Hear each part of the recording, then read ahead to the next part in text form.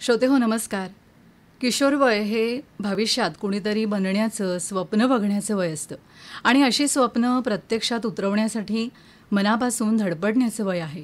नेमकं काय केलं पाहिजे हे जाणून त्या दृष्टीने ठोस पावलं उचलणं ही महत्त्वाचं असतं. स्वतःला घडवताना चौफेर व्यक्तिमत्वाचा पाया घालत असताना पार्ट टाईम जॉब किंवा अर्धवेळ नोकरी करत स्वतःचं ध्येय गाठणं या संकल्पनेला आता काही प्रमाणात उभारी येताना दिसून येते. तर श्रोतेहो, याच विषयावर बोलण्यासाठी समुपदेशक प्रणाली देसाई आज आपल्या आकाशवाणीच्या स्टुडिओत आल्या आहेत.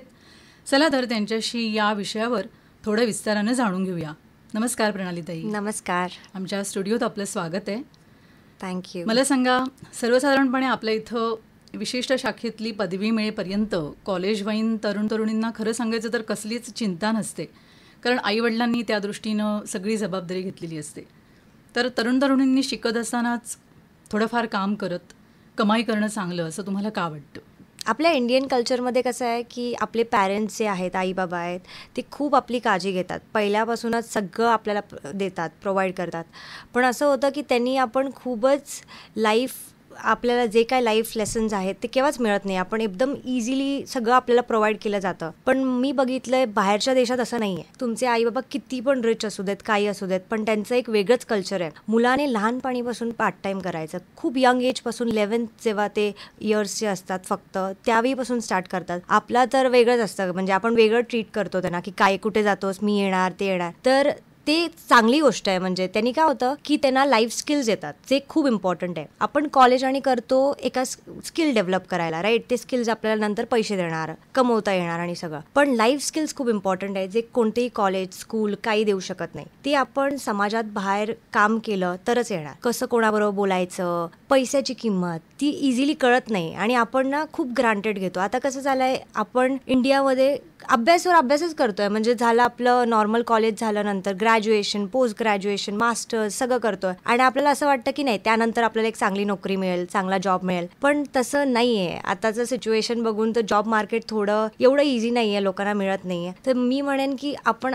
इझिली कम्फर्ट झोनमध्ये राहून अभ्यास जास्त हे करण्यापेक्षा थोडे लाईफ स्किल पण फोकस करायला हवं. आपले स्कूल टायमिंग बघितलात, कॉलेज टायमिंग बघितलात स्पेसिफिकली, तर फक्त सकाळचे असतात. कोणकोणते कॉलेजेस फक्त आफ्टरनूनचे असतात, म्हणजे होल डे घेत नाही ते. तर त्यानंतर आपण फ्री आहोत. आपण काय करतो, टीव्ही बघतो. मला अजून आठवतं लहानपणी मी असेच 4-5 मूवी एक दिवसात बघायची. आता मला एवढं टाईमचं महत्त्व कळतंय की मी एवढे बघूच शकत नाही. तर म्हणून मला असं वाटतं की आपल्याकडे टाईम असतो, आपण पार्ट टाईम केलं पाहिजे. त्यांनी आपण खूप काय काय शिकणार. म्हणजे वेळेचा सदुपयोग आणि मानसिकता बदलणं, येस, हे महत्त्वाचे मुद्दे तुम्ही सांगितलेत.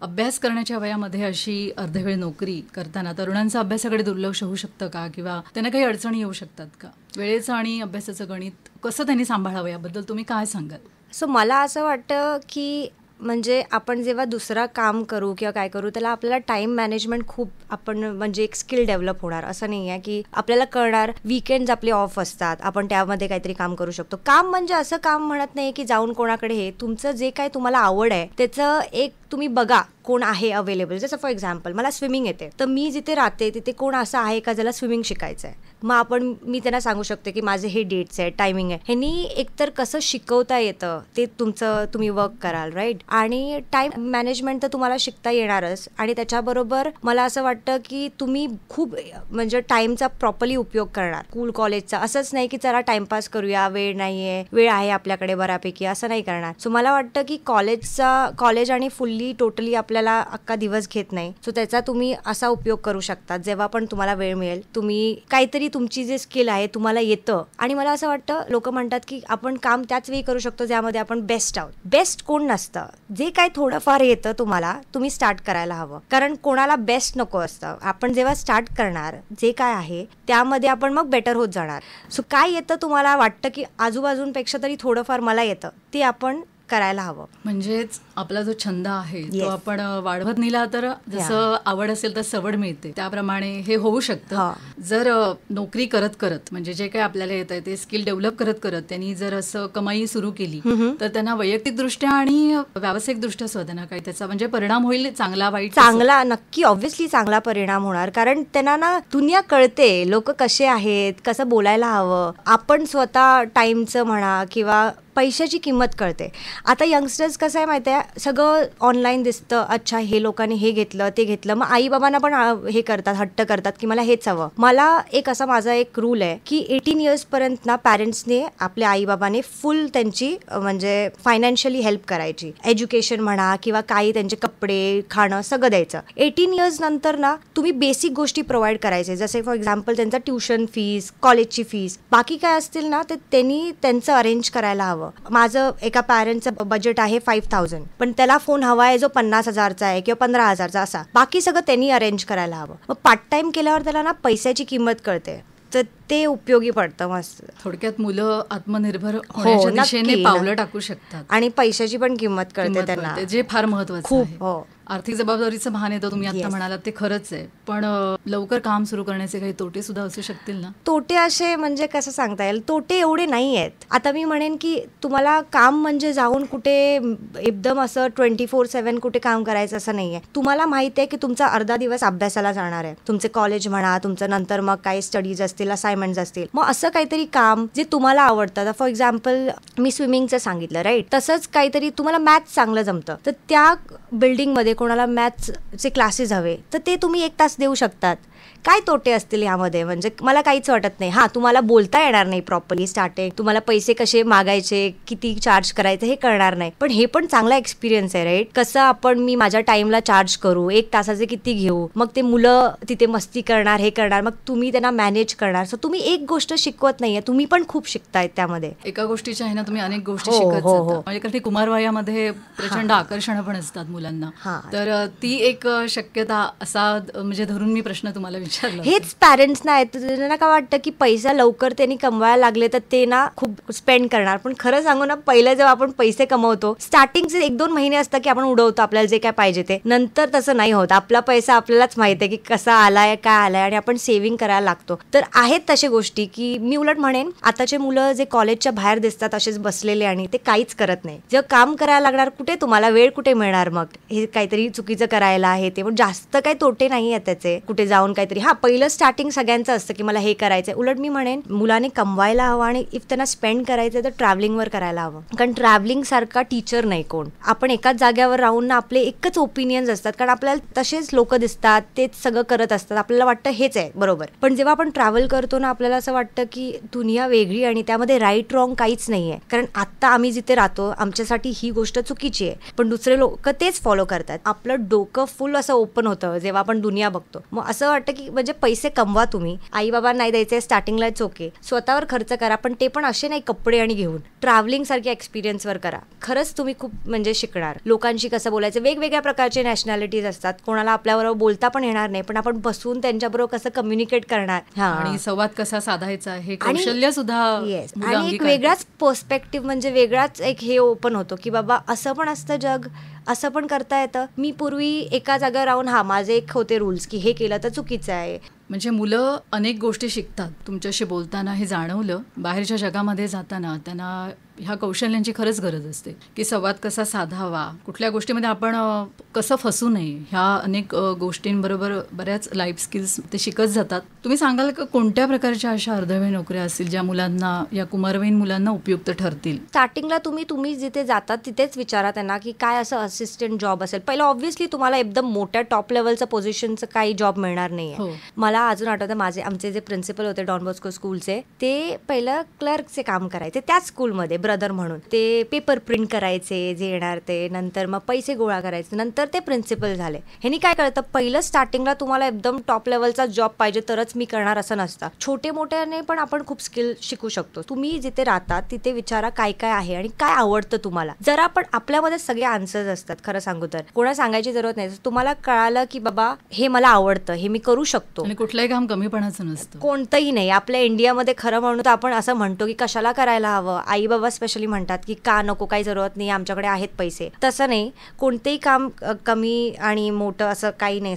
पण मला असं वाटतं की छोट्या छोट्या गोष्टी असं आपण असिस्टंट बनवू शकतो, त्यामध्ये पण खूप शिकता येईल. इंटर्नशिप करा कुठेतरी. तुम्हाला काहीतरी जेवण बनवायला आवडतं, म्हणजे कुकिंग आवडतं, तर कोण असं आहे ज्यांना हेल्प लागते, असं खूप आहे तो, म्हणजे खूप ऑप्शन्स आहे. आणि ते काय एज तुमचं बघत नाही, डिग्री बघत नाही, ते देतात काम. तर तुम्ही सांगा तुमचा टाइम काय असतो. आणि त्यांना असं फुल टाइम पण नको असतं, किंवा किंवा 1-2 तास आलं तरी चालतं. कामं खूप आहेत, पण आपण असं म्हणतो नाही मी सगळे कामं थोडी करू शकतो, मला एकदम टॉप लेवलचे हवे, एकदम व्हाईट कॉलर जॉब हवे. तर हे करत करत इफ तुम्ही स्टार्टिंग पासून 16-17 वर्षापासून चालू केलं, तर बाय द टाइम तुम्ही 25चे व्हाल, तुमच्याकडे ऑलरेडी बऱ्यापैकी सेव्हिंग्ज असणार.